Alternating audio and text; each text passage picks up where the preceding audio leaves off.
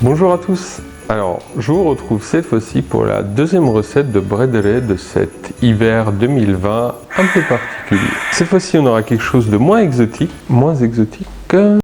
Cette fois-ci, c'est un biscuit un peu plus traditionnel parce qu'il est fait avec de la noisette et du blé. Mais alors, il est riche en noisettes et il a un super bon goût. Il est aussi délicat, ce qui est agréable parce que quand on le mange, ça fond vraiment en bouche, tout en ayant vraiment ce côté biscuité. Mais la seule difficulté va être au moment de les rouler et de les former parce que c'est là où ils peuvent être un peu fragiles. Donc toujours bien penser à garder la pâte et les formes au plus frais possible.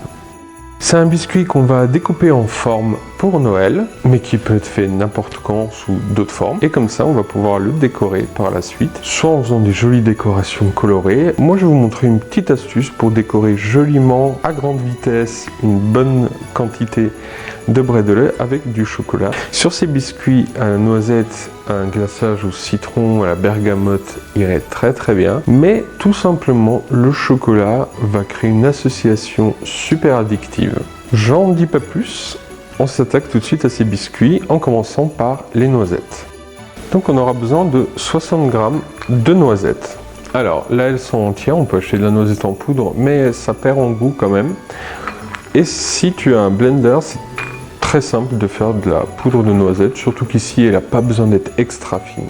Donc on va passer ça au blender, mais j'explique déjà un petit peu tout le reste des ingrédients dont on aura besoin. Ici, on a de la farine de blé, ça peut être de la farine T45 pour pâtisserie. Si tu n'en trouves pas facilement actuellement, c'est le cas en Alsace parce que tout le monde s'est mis au bredele.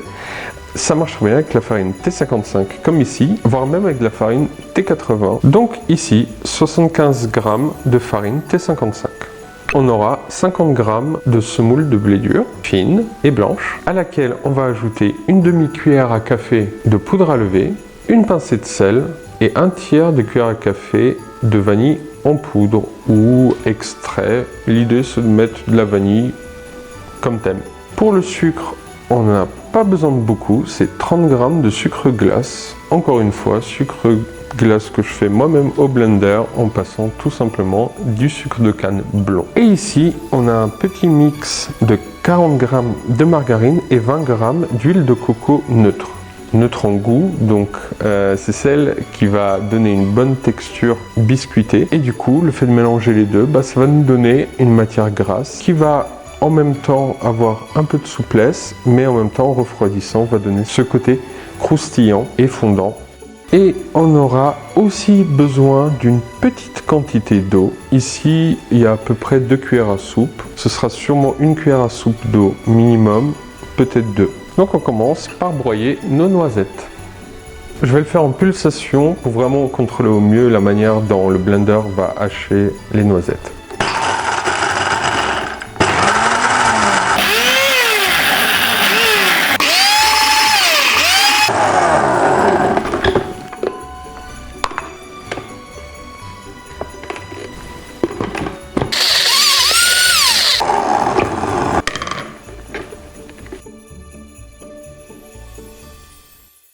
Et là, on va mélanger tous nos ingrédients secs.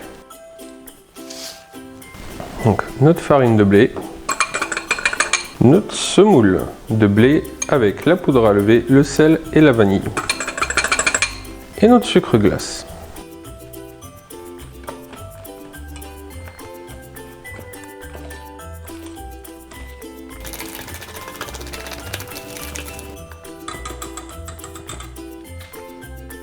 Là, avant d'ajouter cette matière grasse dans nos ingrédients secs, on va les émulsionner ensemble.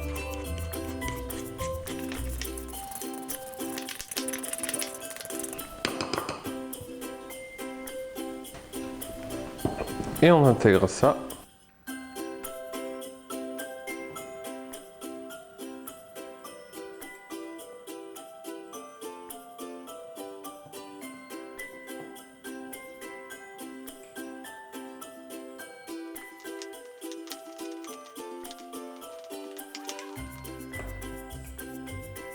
Alors là, on peut passer à la main pour sabler la pâte. Donc l'idée, c'est qu'il y ait le moins de grumeaux de gras non incorporés.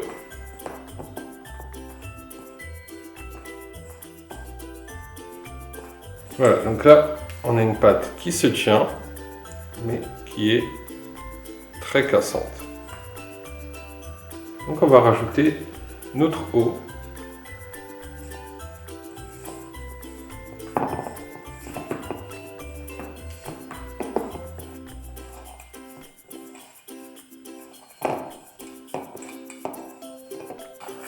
On travaille juste un tout petit peu la pâte pour qu'elle puisse se tenir, mais pas trop pour ne pas développer le gluten.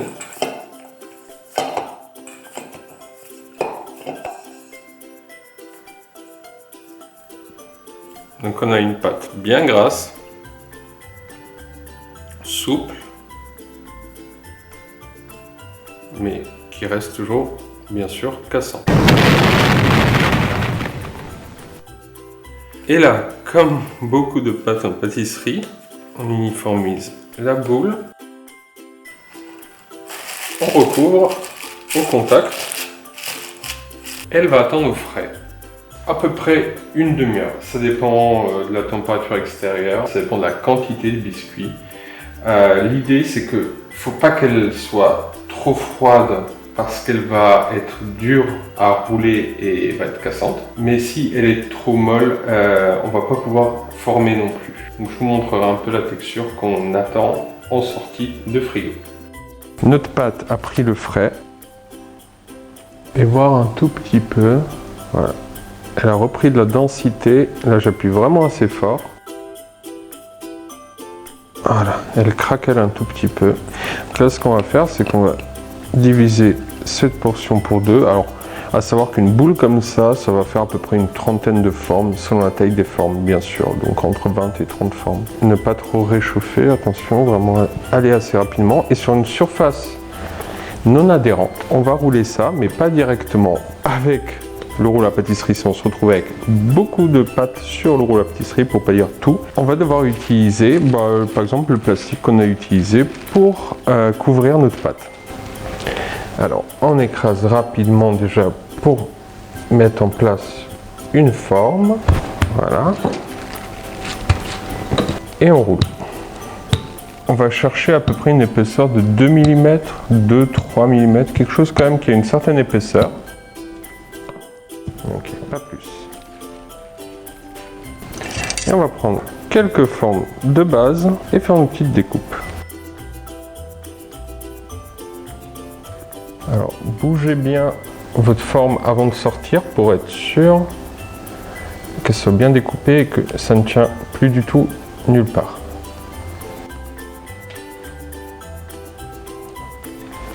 Et on va le mettre sur une plaque avec ou sans papier cuisson. Normalement, ça se passe très bien.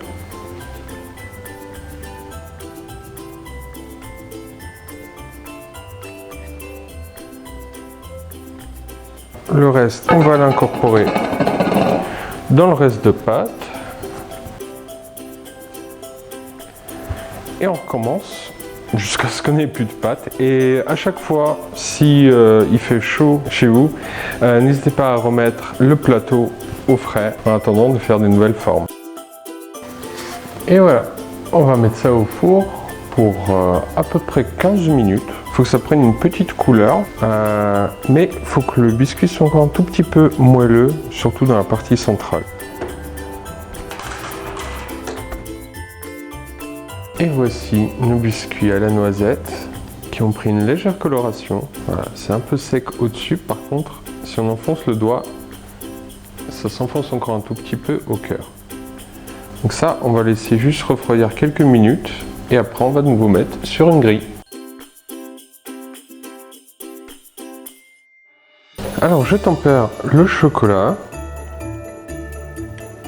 et dès qu'il a fondu, je vais tout simplement faire des lignes sur tous les gâteaux qui sont posés vraiment serrés pour avoir le moins de perte de chocolat possible.